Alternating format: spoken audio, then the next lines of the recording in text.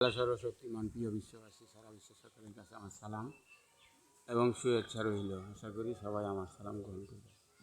মাননীয় প্রধানমন্ত্রী মা, আমি এবং কি আমার বাংলাদেশের সকলের কাছে আমার আন্তরিক শুভেচ্ছা ভালোবাসা। মাননীয় প্রধানমন্ত্রী মা, আমি যে এই ব্যারিস্টার সুমন উনি যে সমস্ত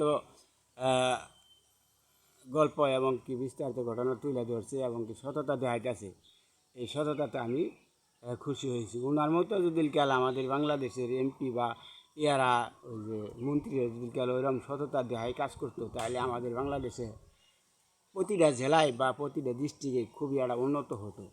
এখন বর্তমানে এই আপনি যা বাজেট করেন, এই বাজেটগুলি তো আসলে সম্পূর্ণ এটা ঠিকভাবে এটা কী করে না, খরচ করে না বা পরিচালনা করে না, সম্পূর্ণ আত্মসাৎ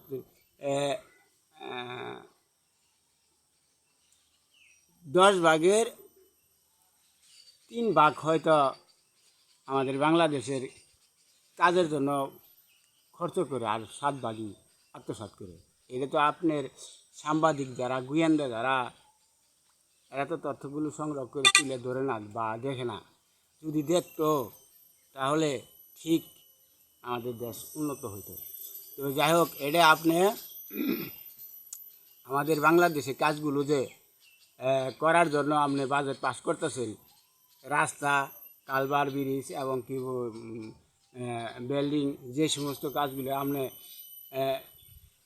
করার জন্য বাজেট পাস করতেছেন, এই বাজেটগুলো যখন পাস হওয়ার পরে যখন কাজ শুরু হবে, ওই কাজের সময় যেন সিসি ক্যামেরা থাকে, সিসি ক্যামেরায় যে কয়েকে কাজ করে এই সমস্ত আর কাজগুলো সঠিকভাবে করে কিনা যেন সিসি ক্যামেরায় ধরতে সবাই যেন দেখতে পারে।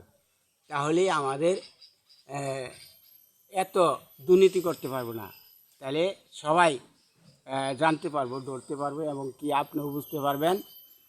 দয়া করে এই যে আমাদের বাংলাদেশে কোটি কোটি টাকা বাজেট করতেছেন, এই বাজেটগুলো যে আত্মসাৎ করতেছে, এই আত্মসাৎ থেকে বাঁচার জন্য এবং কি অসহায় লোকের যারা প্রাপ্ত মালিক তারা যেটুক পাওয়ার উচিত তারা না পায় হাইরে কী করে যাদের কাছে আপনি কী করতেছেন বাজেট পাস করতেছেন, ওই বাজেট জাগর কাছে দিতেছেন বা জাগের হাতে বিতরণ করার জন্য দিতেছেন, ওই তারাই আত্মসাৎ করতেছে।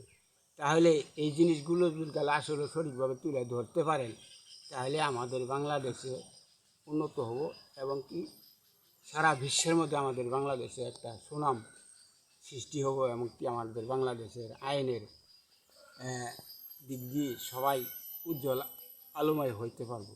আর আপনি ভালোর জন্য চেষ্টা করতেছেন, ঠিকই করলে কী হবো, এই দক্ষতা অনুযায়ী এরম ধরনের কোনো কাজ করতে পারেন না আগামীর জন্য। তবে যাই হোক, আমি আপনার কাছে এই চাই, যখনই যে কাজই করবেন ওই কাজগুলোর সময় যেন সিসি ক্যামেরা থাকে। ইতিহাস আলী রহস্য বিজ্ঞান মা, আপনি আমার জন্য দোয়া করবেন। আসসালামু আলাইকুম।